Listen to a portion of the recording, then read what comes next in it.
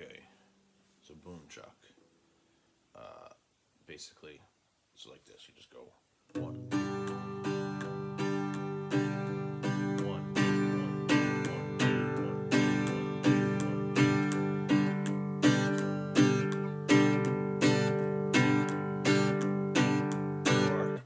one, one, two, and three, and four. So basically, all I'm doing is playing a chord. On the one, I hit either just the low note or the first couple notes. And on the and or the two, I strum the full chord. Yeah, this is called boom chuck or boom chick or whatever, and it's used a lot in country and bluegrass and old time.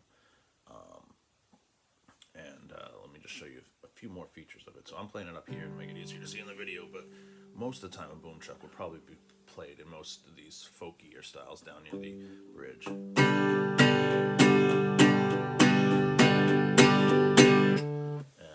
now, at first I was just going like this.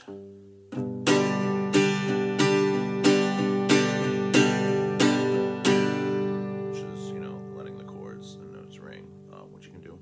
But a lot of times you'll end up muting these, so as soon as you hit the bass note, I'm letting my finger up. And same with the strums, I'm letting my fingers up. You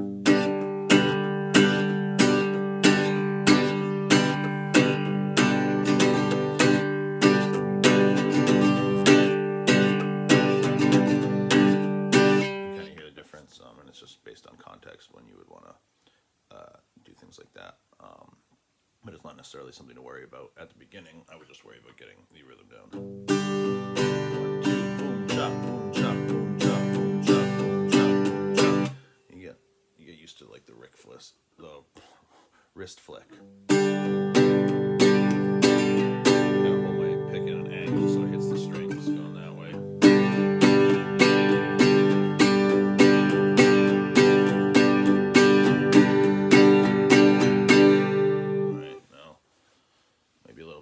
So this is a G chord, obviously. I'm doing with the extra finger right here. If you don't know, and then that's a good one to know.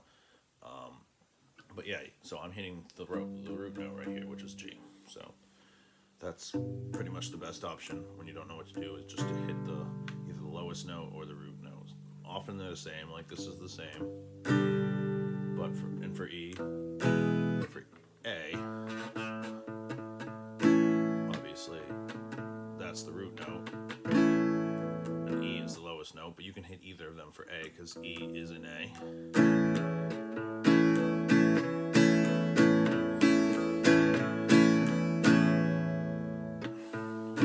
For something like D, for instance, this is the D note, so that's the root of that chord, and then you've got two strings below it though. You've got the A, which is part of the chord, and you've got the E, which is not part of the chord. So when you're doing D, you probably don't want to hit this low E string as the root note. You want to hit these two. Now you could take your thumb and do the F sharp right there.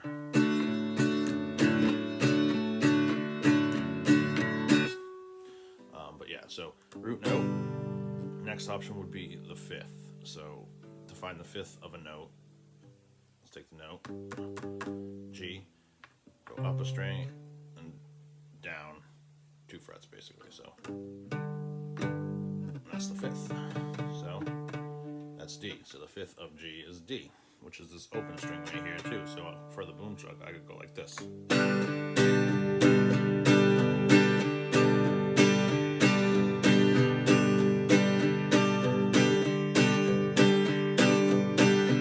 See, I'm alternating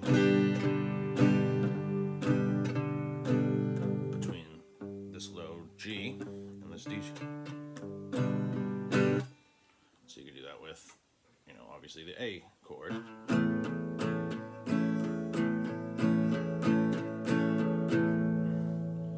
The D. But then some chords might be a little bit harder to find the fifth. So what's the fifth of C right here? It's this G note. That might be a little too high, so one thing you can do is hit the third instead if you want. So the third, to find the third of a note, you just go like this, and it's up a string and then down one fret. So the third of G right here is that B note. So you can hit that in the boom chuck if you want. Or combine them all together.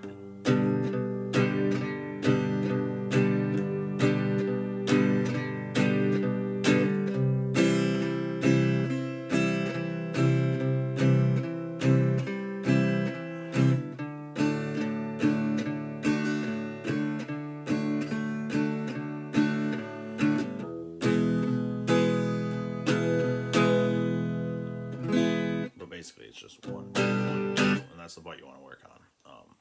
So just pick a song, learn the chord sequence, and just play along with it. Pick something simple, like Wildwood Flower. Do do do do do do do. Wait, how does the song go? Do do do do do do.